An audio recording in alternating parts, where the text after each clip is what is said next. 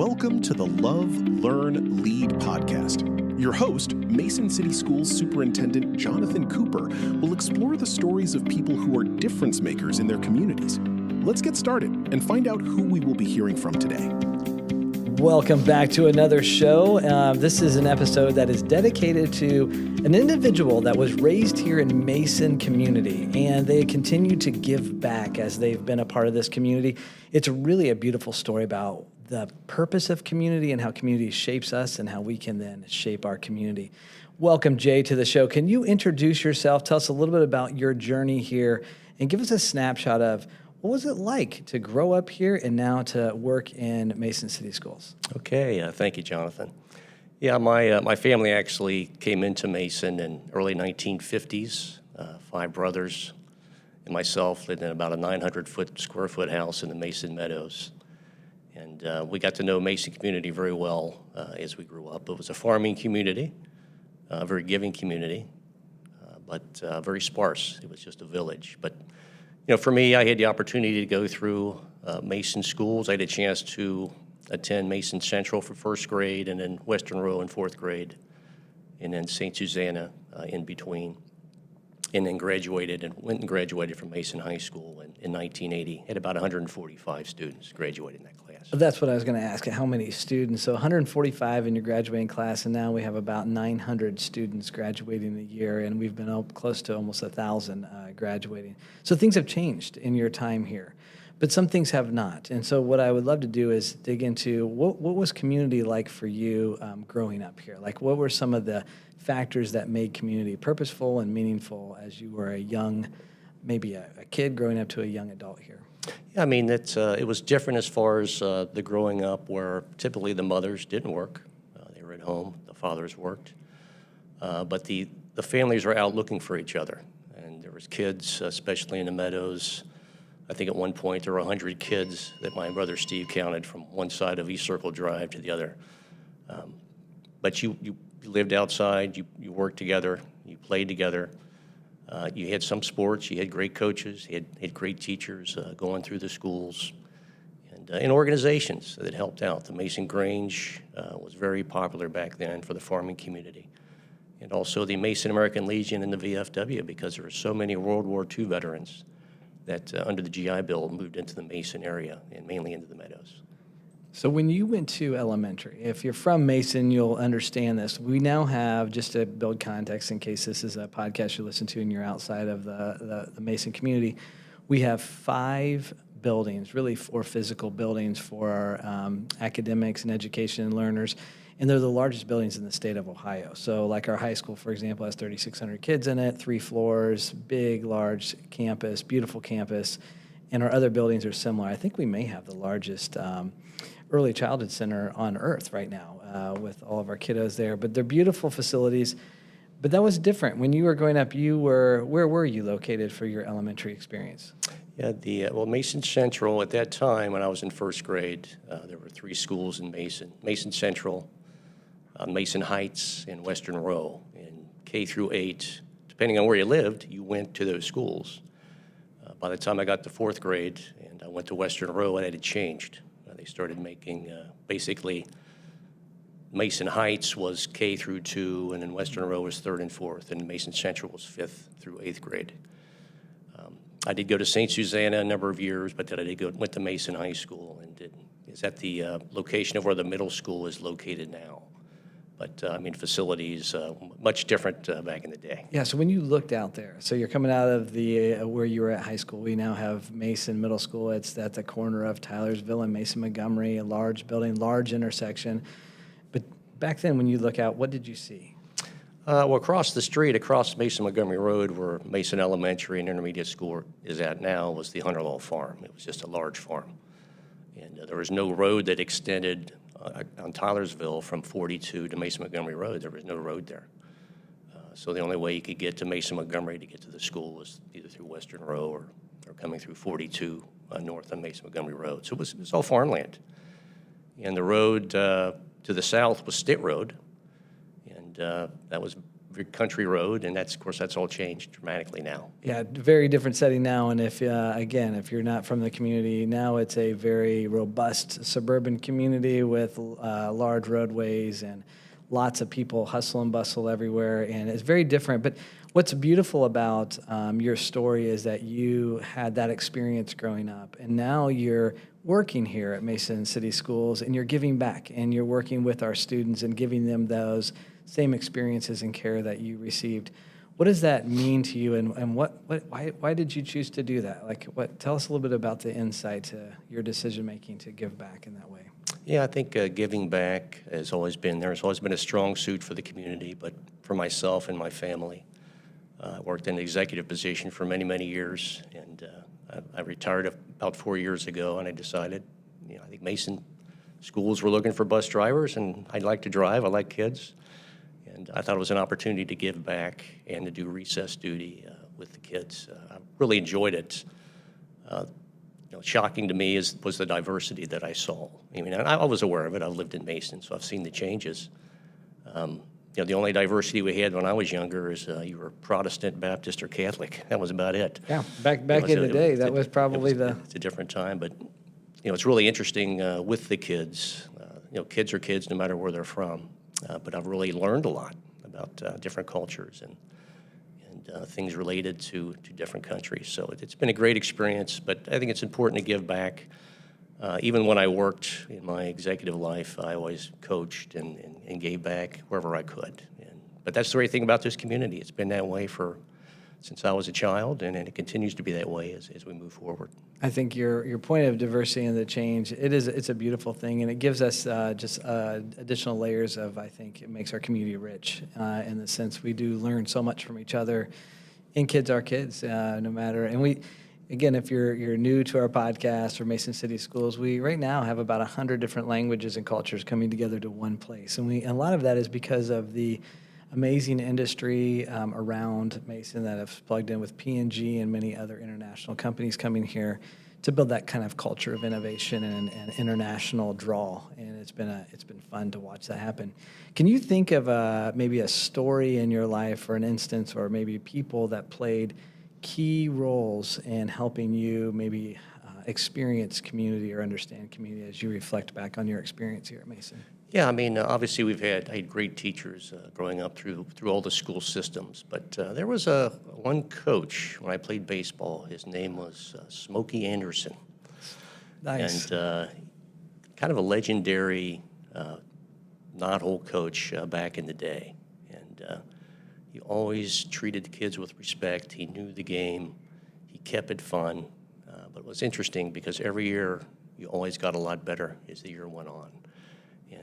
And he's the one that really stands out for me, especially from a sports standpoint. But there's others, but I always remember Smokey. He was a class act, and I know not just myself, but a lot of old people from Mason that remember Smokey. Smokey Anderson. I don't know that I knew that story, but I love that's a great name of a coach and a story name. So you played baseball? Yes. Did you play other sports? Were you involved in other things? Baseball, basketball, football, tennis, and I was MVP of the baseball team as a senior and tennis team as a sophomore. But Mason was a lot smaller back then, and you didn't have the club teams and the different things that you have now. But basically, sports was pretty much it. I delivered newspapers as a kid, the old Western Star. Mom put us to work pretty early. But it was all great experience, all good stuff. So you're the youngest in your family, is that right? Did I hear you say youngest of 6? That's correct, yes. So growing up, and back then, the younger people may be interested in this, there wasn't social media, there wasn't cell phones. Like, how did you find out what everybody's doing? Oh, that's a great question. It really, I almost have to laugh when I'm on the bus because, the high schoolers get on now and they're very quiet. When I went to school, there's 3 types of information flows: a telegraph, telephone, and tell it on the bus. That's where you got your information. Where all the parties, where your friends, who likes her. So, it's changed dramatically. But yeah, I used to be very loud and rowdy on a high school bus back in the day. These kids now are very, very good.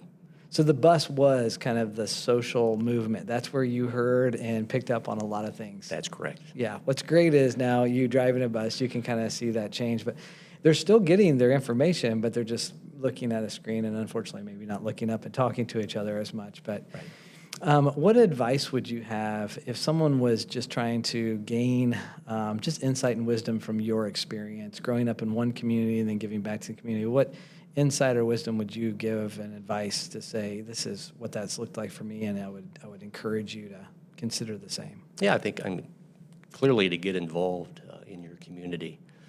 I'm currently the president of the Mason Historical Society, and the reason I took that position on, and I think this is the 8th year I've been the president, is because of what Mason meant to me as a child. And it was a way to give back at this point in time. But get involved with your kids, your children, find out what's going on, and get your kids involved as well. And they'll learn from you. My parents are very involved, and we learn from that. And I would suggest that get out there and find out what's going on and get out there and help. That's a great advice. Get involved, invest. And I also love the layer there that you are a part of the Historical Society. So it's passing on the story of our community to the next generation and preserving that and continue to add to that as we grow in our history. Is there anything as you've been a part of serving in that role that you've been surprised by, or maybe it's changed your mind, like, well, I guess I didn't realize that because maybe I was young at the time, didn't get that perspective? Anything that sticks out to you in your 8 years of serving in that role? Yeah, I growing up in Mason, I thought I knew a lot about people in Mason, but I was shocked of how many people were related to who. Sure, yeah. That was a great experience. But really learning more about the history of Mason and being able to collect, promote, and educate on Mason's history. And we want to make sure we continue that. It's been going on, I think this is the 47th year since it started. It started in 1979, so we want to make sure that that history is kept and collected. And we want to make sure that, today as history is being made as well, we want to make sure that we keep that going. What would you say, I have a couple more questions before we end our conversation today, but what would you say has been interesting for you because you mentioned that you also serve, not only do you drive buses, and I love that bookend of, like, I learned everything about, life and society and the people around me through my bus experience, tell it on the bus, and now I'm, driving kids and serving that way. But the recess aspect, that seems to be a social experiment all the time. Have you gained any good insights or advice through that experience? Yeah, as I mentioned, the diversity was eye-opening. But again, kids were kids. And I think the most amazing story was, I think I was the second day that I was doing recess duty. The first year I was over at ME. And a child came up to me and said, I speak 4 languages. And I thought, you got to be kidding me. I can hardly speak English in 3rd grade. Kids are amazing. They're very worldly, and it's a lot of fun. I like the interaction. I can't say enough about the staff at ME, all the way from Rob and the team to all the aides and teachers do an incredible job. And the same for the transportation department, just superstars. You can imagine with 100 buses going in and out. They're really a great group, and I enjoy going into work. Well, if someone's out there and you're thinking about what's a way that I can give back to my community, I think considering exactly what Jay shared today, driving a bus for your community in your local school is so important because, yes, you're driving a bus and you're getting people from A to B, but there is so much interaction and richness in those conversations, and you're building community for our kids. You're modeling things. You're guiding them along. And it's really where we greet our students at the beginning of the day and end their day. And I think that is it's just a beautiful way for us to continue to shape our community in a positive way. Jay, as we get ready to close up our time here, if someone was listening to this podcast and they're not from Mason and you just wanted to tell them a little bit about, like, why would you consider looking at this community as a place to plant roots, to come in and grow a family and be a part of, if they're considering different places, what would you say would be maybe kind of your advice to them, or your thoughts on why they would consider Mason? Yeah, clearly Mason is a great community, very, as I mentioned, diverse. but it's got a tremendous school system that's improved and improved, and it really is stellar currently, which is huge. But you got great industry. It's a wonderful location between I-71, I-75, 275. You can get to different cities very easily. I mean, you can't beat the location and be able to get in and out. But it's a very safe community, welcoming community, and a community that gives back and looks out for each other. And what's your favorite part of the community? If you had to pick one thing you just like, I just love this. Is it a place, an experience, a memory? What is like something that just sticks out and says, this is what I love about my community? For me, I mean, I played a lot of sports, so it's really, I'm really impressed with the sporting teams and all the facilities, and just how it's grown compared to when I was in school, and the opportunities are there for the kids, and not just in sports, but in other things as well. But for me, it was sports because really that's all I had. Mom and Dad threw you out in the yard, and you had a ball, and you made a way to make it work at that point. But to me, it's the school system and the sports, and it's very heartening to me to see kids with their football jerseys on and cheerleading outfits on, and it brings back great memories. Well, Jay, it has been a pleasure to just hear a little bit of your story, and I'm sure we could go on for hours just hearing different stories, because I know you even mentioned earlier when we were getting ready for this podcast that one of your classmates was the George Clooney, right? You That's guys would correct. run around the neighborhoods. Any fun insights we need to know about George before we jump off this podcast? George, I mean, I used to be in plays with him at St. Susanna, and yeah, nice guy. George was a nice guy, very talented. You knew that probably something very special was going to happen, but he was a character, to say the least. That's great. Well, George, if you're out there and you're hearing this podcast, your classmate has a lot of respect for you, and what a great community that you both grew up in, and thanks for giving back and really shaping who and what we have today. What a great legacy.